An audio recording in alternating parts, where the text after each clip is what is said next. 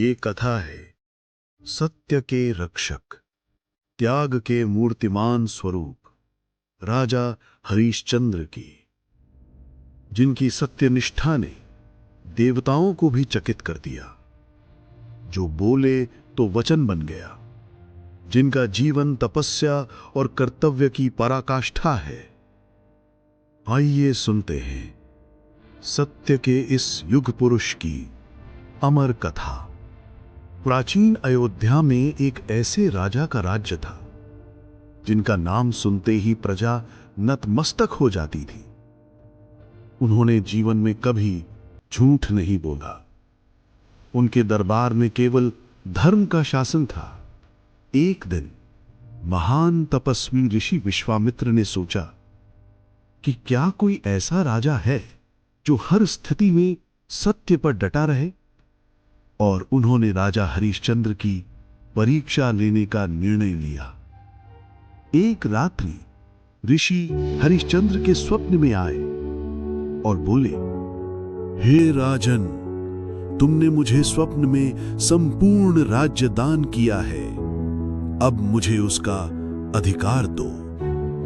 अगले दिन राजा ने उस स्वप्न को भी सत्य माना और संपूर्ण राज्य ऋषि को समर्पित कर दिया।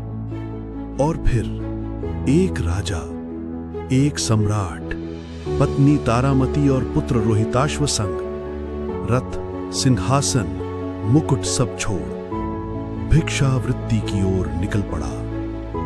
काशी नगरी पहुंचे, पर कहां मिलेगा धन। सत्य की राह पर चलते हुए राजा हरिश्चंद्र ने स्वयं को एक शमशान रक्षक चांडाल को बेच दिया। रानी तारामती भी एक ब्राह्मण के घर में दासी बन गई और नन्ना रोहिताश्व भूख प्यास से जूझता रहा, पर सत्य से डिगे नहीं। एक दिन काल ने कड़ा प्रहार किया। पुत्र रोहिताश्व को सांप ने डस लिया और उसकी मृत्यु हो गई। रानी उसे लेकर शमशान पहुंची और वहां खड़े थे स्वयं राजा हरिश्चंद्र शमशान रक्षक बनकर।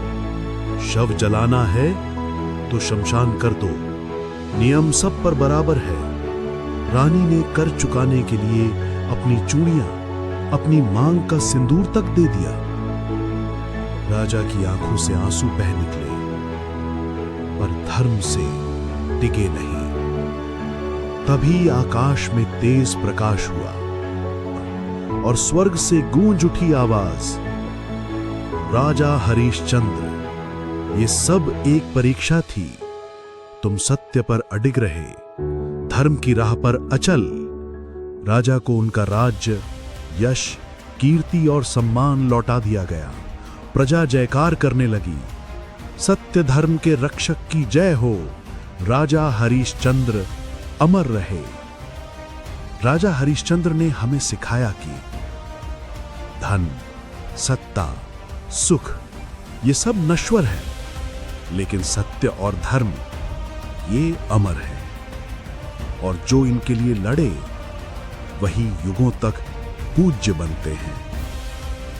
सत्य की जय हो, धर्म की जय हो, राजा हरिश्चंद्र अमर रहे। अगर आपको वीडियो पसंद आया हो तो लाइक, कमेंट और शेयर जरूर करें। सब्सक्राइब और बेल आइकन दबाएं। हमारे इस चलचित्र को देखने के लिए आप सभी का हृदय से बहुत बहुत धन्यवाद। कृपया आगे भी हमारे चैनल से जुड़े रहें। श्री राम, जय जय राम।